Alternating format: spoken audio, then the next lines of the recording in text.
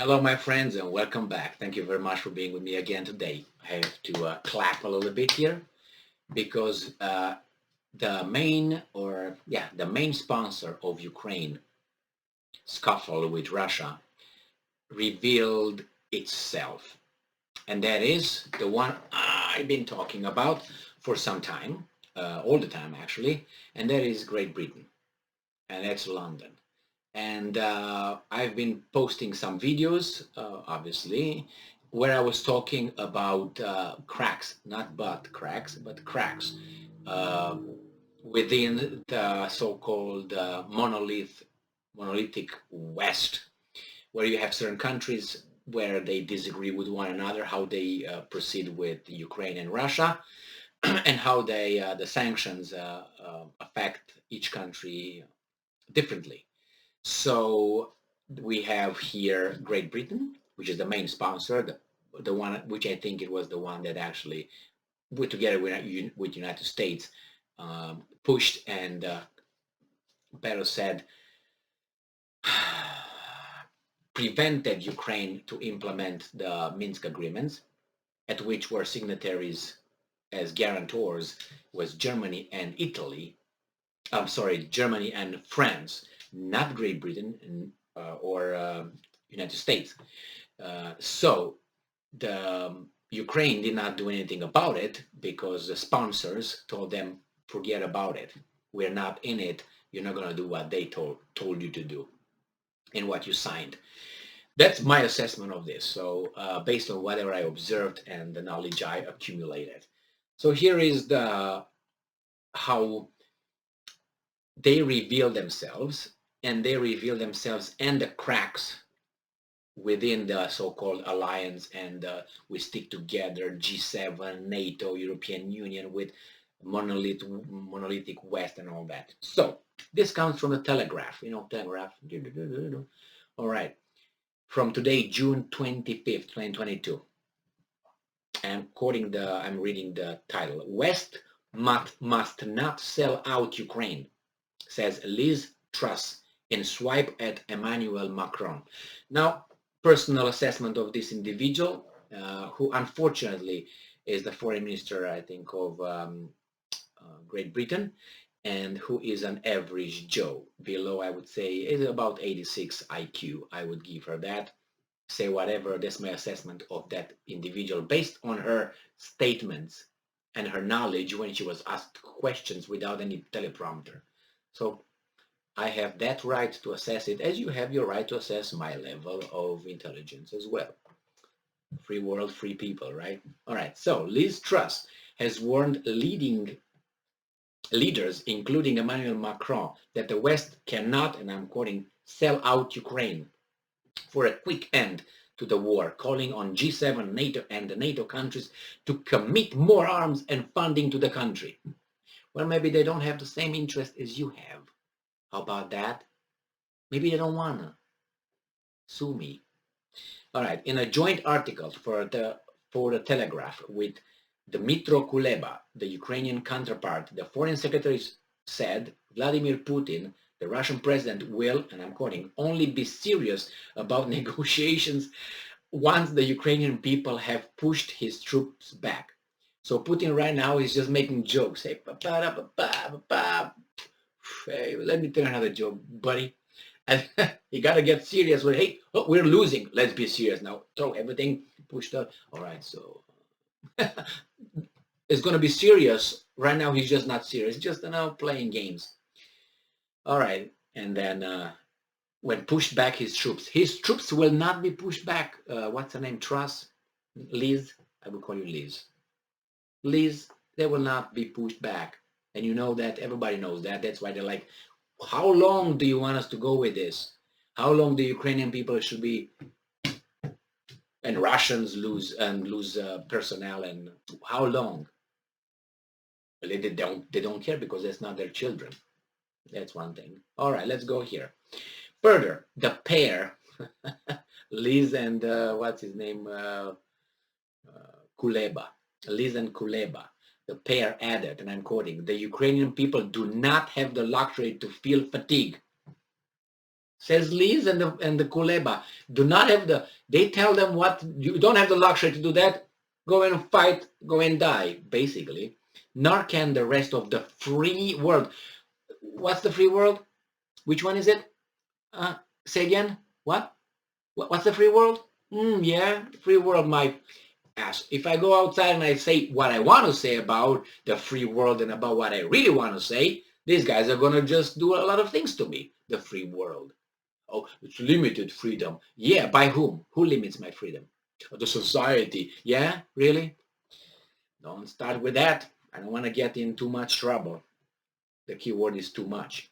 Anyway, Mr. Macron, who has talked of spending 100 hours on the phone to Putin since December. Ooh, hey, how are you dressed? Macron and Putin.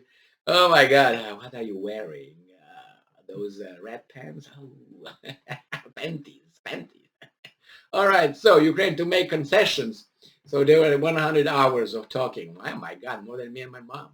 Since December has been accused of wanting Ukraine to make, wanting Ukraine to make concessions to secure a peace agreement, although the Elysee Palace insists any deal must respect Ukraine's sovereignty. What are you talking about? Anyway, Ms. Truss, Liz, and Mr. Kuleba wrote, and I'm quoting, to get peace and protect our way of life. Oh my, I heard that they hate, I will go back to that. Our way of life, Ukraine and the free world need to stay strong and united, keyword. We must ignore that defeatist voices who insist people are beginning to tire and who propose to sell out Ukraine for a quick end to the unrelenting horror. All right, let's unpack that. That's a lot of BS here. Whew. To protect our way of life. Remember when there was the September 11 attacks on the United States, blah, blah, blah, the Twin Towers, the Pentagon, the whatever things. Remember that? There were two things. They hate our way of life, our democracy, and our way of life. That was the way of life. Really? Do you think those guys want to live like us? Really? Do you think that, for instance, the Taliban would like to live like you and I? Why would they want? They could have that. They don't want to live like us. The problem is we want them to live like us. That's the big problem. We tell them that they should live like us, that they should do this, they should do that, they should. And they say, no, our culture is different. We can't understand that. So yeah, the way of life, it's different, my boy. It's like in a family. You have your family, you have your dynamics different than the other family. It's not the same as a cookie cutter here, like Schwab. You know, Schwab, remember Schwab, Davos? It's not like that. We all should have the same shit that everybody else. It's not, we're not machines. We have different preferences, different way of living, likes and dislikes. Our way of life. That's what the first one. And then we need to stay strong and united. That tells me they're not strong and they're not united, if you have to say that, because otherwise they would say, and help the, I don't know, the human rights, and we fight the pedophiles. Then you will find out there's a problem with the pedophiles. But they didn't mention the pedophiles. They mentioned strong and united because it relates to the situation, right? We must ignore the defeatist voices. So there are some voices who say, okay, we lost. I would say they're not defeatists. I think they are a little bit closer to reality than Liz is and Kuleba, but they don't really, I think they don't really care. As long as they keep, they're still in power and they still important people. That's my assessment. You must ignore. Why don't you ignore? Why don't you talk to them? Ignoring is like you don't care about them. Well, how about you ignore the electorate? Can you ignore the will of the people? What do you do? What happens when you ignore a vote? Could you ignore a vote? So why do you ignore voices that are opposing your voice or your idea? Oh, because that's called tyrannical inclinations. Okay. And then defeated voices who insist people are beginning to tire. Yeah, people are beginning to tire, believe me, because people are over there under pressure, not like you doing this all day with your buddies over there and drinking schnapps. Yeah, people are dying over there on both sides, all sides over there, not on you. So you can't let them die. They can't tire, right? The fatigue. and whose purpose is to sell out Ukraine for a quick end to the unrelenting horror. They can't have fatigue. No, they're not allowed to have war fatigue. Boris Johnson is expected to echo the call when he attends the opening of the G7 conference in Munich on Sunday. Volodymyr Zelensky, the Ukrainian president, will address Western leaders and call for more economic and military support from Western powers. I heard that already, and what are you going to do? More people die. They will not accept. Look at the map and see where the war is right now, the zone. The Russians are not losing. So yeah, you should drop your arms down. But the thing is, let's move on. Following the address, Mr. Johnson will implore his counterparts to commit to long-term support. So he's going to implore. He's at that point. That means the rupture, the crack, the butt crack is so big and long that they have to implore them to stay the course, to commit to long-term support, and warn leaders away from thinking about the escalation of the conflict. So the Brits want the conflict up, others don't, and he has to implore them. So you know who is the sponsor here? And he's the allies. Here is going to be the ally. Ms. Truss and Ms. Kuleba hinted that the UK and US should be closely involved in any peace negotiations when they begin. Do you hear that? Ms. Truss and Kuleba hinted that the UK and the US, the sponsors I've been talking all along, should be closely involved in any peace negotiations when they begin. What about Romania? What about Poland? Why not? They're part of NATO, part of the European Union. Oh, they're bottom feeders. I got it. My bad. My bad. See how they tell you what I've been telling you. It was too obvious. Too obvious. Not that I'm a genius, but look at these guys. The foreign secretary is thought to be concerned about the 2014 agreement to end the war in Donbas region of Ukraine, which was mediated by France and Germany, conferred special status on the separatist areas of Donetsk and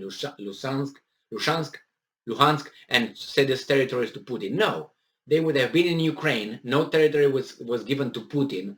That was the Minsk agreement. But they would have a special protectorate, or whatever you call them, special status. Nobody would invade it. And I'm quoting, there can be no negotiated settlement which replicates the Minsk agreement, which came at the expense of Ukraine sovereignty. That's not true, because nobody was taking anything. That's a lie right here. There was nobody, no sovereignty. Those two, Donetsk and Luhansk, would not be out as independent countries, nor in Russia. Those who propose sacrifices Ukraine's laid are actually proposing paying in Ukrainian blood for the illusion of peace. Okay, keep going until you're raised.